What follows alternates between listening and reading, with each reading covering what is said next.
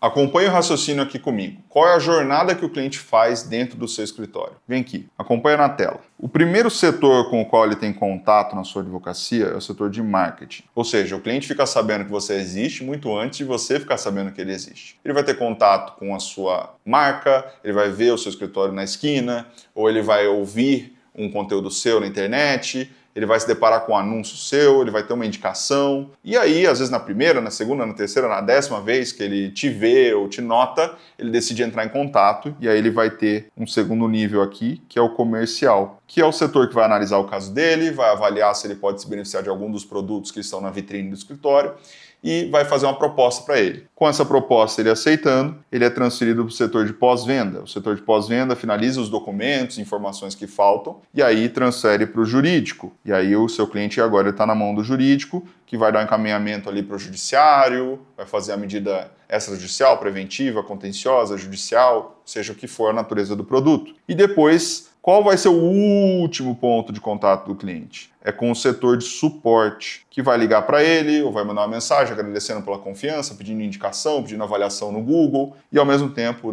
vai encerrar a relação com ele, pelo menos com relação àquela prestação de serviço específica. Qual que é o penúltimo setor que vai entrar em contato com ele? É o financeiro, que vai receber os valores do cliente ou vai pegar aquele valor que já foi recebido ali pelo escritório, pegar parte do cliente, transferir para ele, prestar contas, enfim. Depois, naturalmente, passa a bola para o suporte, fazer aquela despedida final ali. Ok.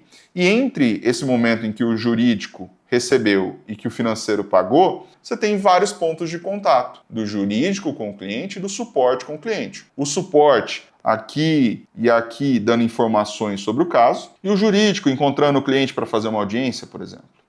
Qual que é o grande problema dos escritórios do modelo tradicional? Primeiro problema, você tem um único advogado fazendo o comercial, o pós-venda, o jurídico, o suporte e o financeiro. É como se tivesse um único jogador fazendo o papel do goleiro, cobrando escanteio, cabeceando pro gol. Imagina você chegar no McDonald's, não tem ninguém no caixa, e a moça grita lá do fundo, só um minutinho que eu estou terminando de limpar o chão. Isso não acontece. As funções são divididas para que as coisas funcionem. O padrão é o melhor amigo da escala. O segundo maior problema que acontece é que, além de ter toda essa mistura, você tem uma linha de atendimento do escritório, uma linha de WhatsApp, para aquela área, por exemplo, trabalhista, ter contato com o cliente. Então, o marketing, o comercial, o pós-venda, o jurídico, o suporte, o financeiro entram em contato com esse cliente pelo mesmo WhatsApp. Só que qual que é o grande vilão aqui? Muitos escritórios atuam não só numa área, atuam em 2, 3. Então, o marketing comercial, pós-venda, jurídico, suporte financeiro são feitos na mesma linha de WhatsApp. Os pontos de contato com o cliente são na mesma linha em mais de uma área. Ou seja, fica impossível gerir corretamente, fica impossível organizar.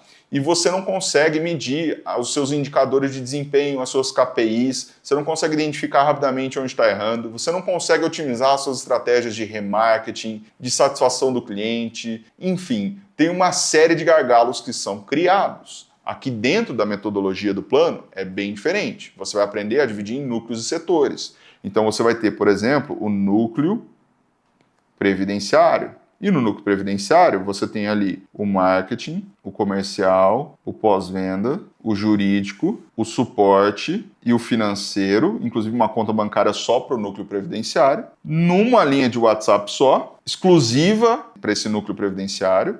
E aí a pessoa viu o anúncio no marketing, ela entra em contato com o comercial, fechou o contrato, transfere para o pós-venda, que transfere para o jurídico. Quando ela tem dúvida, transfere para o suporte, ou quando precisa noticiar o andamento de um caso. E quando ela precisa pagar ou receber, transfere para o financeiro. Só que é uma área de atuação só, é o núcleo previdenciário. E aí o seu escritório tem um segundo núcleo, uma outra área de atuação, não tem problema. Você tem um núcleo trabalhista aqui, por exemplo, não tem problema. Aí você vai ter exatamente a mesma coisa. O marketing, o comercial, o pós-venda, o jurídico, o suporte e o financeiro. Só que numa linha de atendimento do trabalhista, em que esses pontos de contato são separados por esses setores e que um núcleo não conversa com o outro. E se você tiver, por exemplo, uma plataforma como Leader Hub, você pode dividir esse WhatsApp aqui em departamentos, esse WhatsApp aqui em departamentos e consegue até mesmo transferir uma pessoa que está em contato com o previdenciário. Vou dar um exemplo. Você fez o atendimento no comercial, fechou o contrato, transferiu para o pós-venda, o jurídico deu encaminhamento, ganhou o processo, deu todo o suporte para o cliente, recebeu os seus honorários, finalizou ali a jornada com o cliente, aí o suporte foi lá e falou assim: seu Antônio, agora que o senhor já cuidou do seu auxílio-doença e o senhor foi demitido, quando voltou ao trabalho foi demitido pela empresa, nós temos um núcleo trabalhista, o senhor quer ter o seu caso avaliado por eles? Ele fala: eu quero. Sabe o que você faz? Você clica em 2 botões. Você transfere o cliente dessa conexão para essa e ele começa o atendimento no comercial e pode fazer todo o ciclo de novo, sem problema nenhum. E você tem tudo isso organizado com backup e tudo mais. E isso é uma organização decente, pensada em fluxo de atendimento, em fluxos otimizados. E esse é o grande problema. Você tem ali uma cilada que os escritórios caem, que é uma desorganização extrema. Bom, eu conheço advogado que tem faturamento alto e não sabe quanto gasta, às vezes tem prejuízo faturando 1 milhão. Eu conheço advogado que fatura 10 vezes menos, mas tem mais margem de lucro porque está mais organizado. Eu conheço advogado que fatura muito dinheiro, não tem nenhuma pessoa jurídica aberta e que acaba pagando ali seus 27,5% para a Receita Federal de imposto de renda. Eu conheço advogado que não tem nenhuma agenda de compromissos no Google, muito menos algo mais otimizado, enquanto outros ainda estão ali na agenda física. Gente, não dá.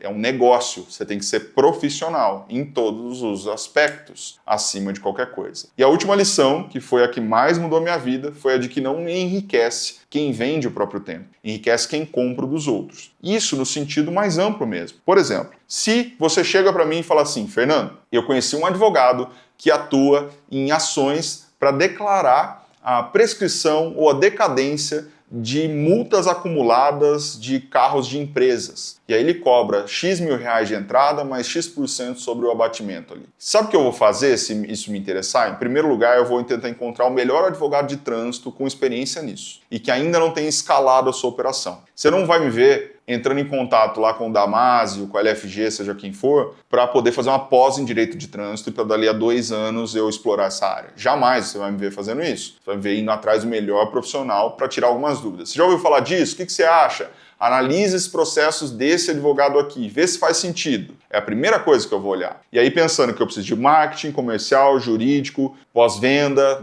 financeiro, suporte, tudo, eu começo a pensar no núcleo. E eu vou sempre olhar para aquilo como se eu não fosse parte da equação. Se eu ainda não tenho dinheiro suficiente para delegar tudo, o que eu faço? O jurídico eu não preciso de dinheiro para delegar, eu posso ter um associado. Mas se eu não tiver dinheiro suficiente para delegar o comercial e o suporte, eu fico no comercial, aprendo com o jurídico somente o suficiente para dizer se um lead é qualificado, faço as minhas campanhas, faço os meus testes, é assim que eu vou enxergar. E assim que eu tiver a mínima possibilidade financeira, eu vou contratar alguém para o meu lugar no fechamento de contratos. E em vez de passar ali 8, 10 horas por dia fazendo isso, eu vou reunir durante 20 minutos por dia para ver se a pessoa está fazendo certo, dando direcionamento, treinando e delegando aquilo. Quanto antes você se torna dispensável para a engrenagem funcionar, mais cedo a sua operação vai crescer.